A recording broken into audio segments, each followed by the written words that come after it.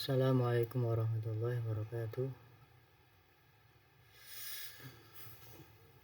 Perkenalkan, nama saya Muhammad Gofar Ismail, mahasiswa dengan NIM 2302041175 dalam mata kuliah metodologi penelitian Al-Quran dan Tafsir yang diampu oleh Pak Miski.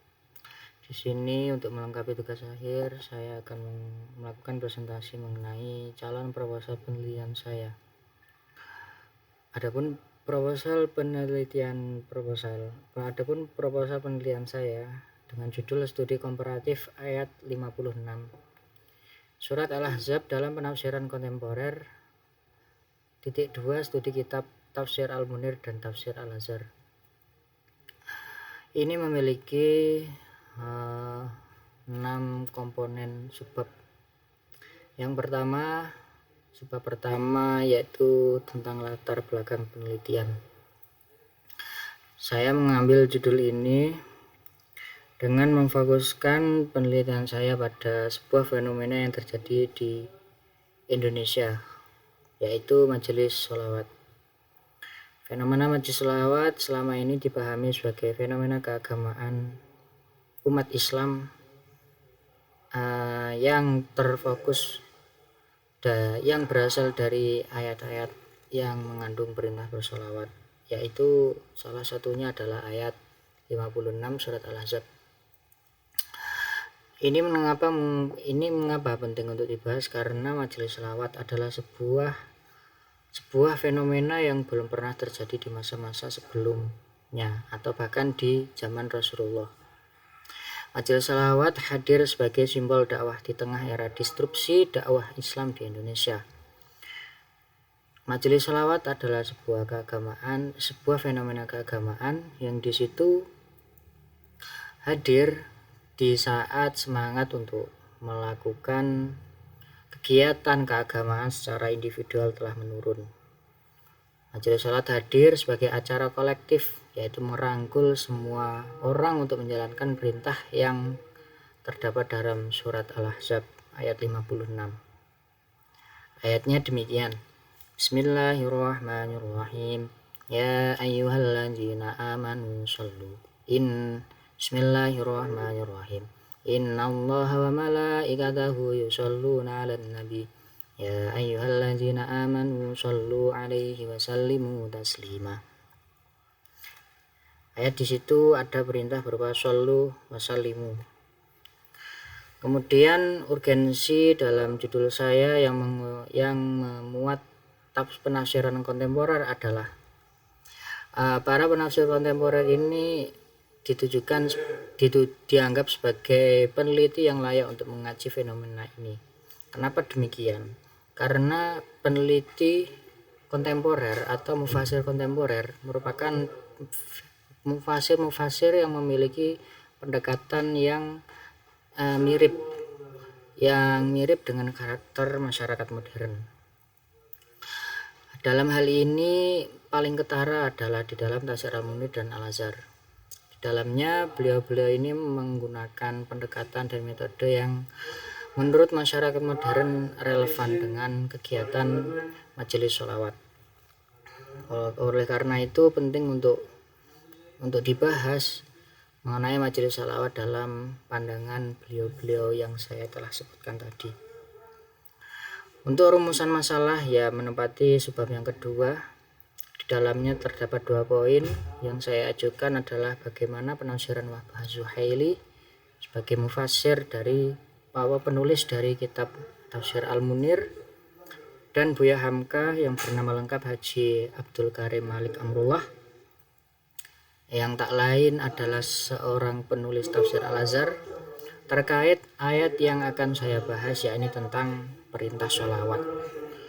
Dan kedua, relevansi perintah dengan fenomena majelis sholawat. Di sini dijelaskan seberapa jauh perintah bersholawat ini relevan dengan fenomena majelis sholawat yang terjadi di Indonesia dengan menggunakan pendekatan beliau-beliau. Kemudian yang ketiga, yakni tujuan penelitian dan manfaat penelitian. Dalam tujuan penelitian dalam hal ini saya petakan menjadi dua, yaitu teoritis dan praktis. Manfaat teoritis dari penelitian saya adalah menambah pengetahuan dalam konsep bersolawat dalam Al-Quran. Yang kedua yaitu tentang manfaat secara praktis. Praktis penelitian saya yaitu akan menjadi sumbangan terhadap pengembangan keilmuan interpretasi khususnya dalam bab sholawat. Kemudian sebab yang keempat adalah penelitian terdahulu yang memuat tentang tema-tema yang sejenis dengan majelis sholawat yang akan saya kaji. Di Indonesia, terkhususnya pada jurnal-jurnal yang terpercaya, majelis sholawat dalam penelitian sebelum-sebelumnya saya petakan hanya terjadi atau hanya dibahas dari 4 sisi saja. Majelis sholawat dianggap mempunyai peran dalam 4 sisi saja.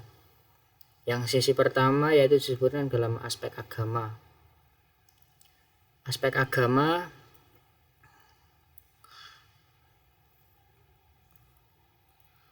agama, yang kedua sofistik, yang ketiga penguatan ekonomi, dan keempat adalah dakwah dan penguatan karakter. Yang dimana dalam penelitian saya yang terkhusus pada tafsir ini belum pernah diteliti sama dahulu. Inilah yang dianggap menurut saya adalah riset gap atau celah penelitian yang belum diteliti oleh para peneliti dahulu yang akan saya bahas, yaitu mengkaji majelis sholawat dalam kacamata keilmuan interpretasi Islam Al-Quran. Kemudian yang kelima ada kerangka teori penelitian. Majelis sholawat merupakan kegiatan pelantunan sholat secara kolektif. Kemudian sumber data yang pertama primer dan sekunder. Primer saya menggunakan Al-Quran, Tafsir Al-Munir dan Al-Azhar, yaitu menapati sumber utama. Yang kedua sekunder atau penguat. Di sini saya menggunakan jurnal-jurnal atau artikel-artikel yang relevan dengan tema yang akan saya bahas, yaitu tentang majelis sholawat. Yang keenam ada metode penelitian. Metode penelitian calon proposal saya menggunakan metode kualitatif fokus dengan riset, yaitu penelitian kepustakaan, yang dimana di situ saya akan mengumpulkan data-data atau informasi-informasi dari berbagai buku, dokumen, dan lain-lain. Kemudian pengolahan data, yang dimaksud pengolahan data adalah data-data yang sudah terkumpul ini saya olah dalam dokumentasi, yaitu mendokumenkan isi atau laporan informasi guna menjadi bahan kajian yang utuh. Sekian dari saya. Assalamualaikum warahmatullahi wabarakatuh.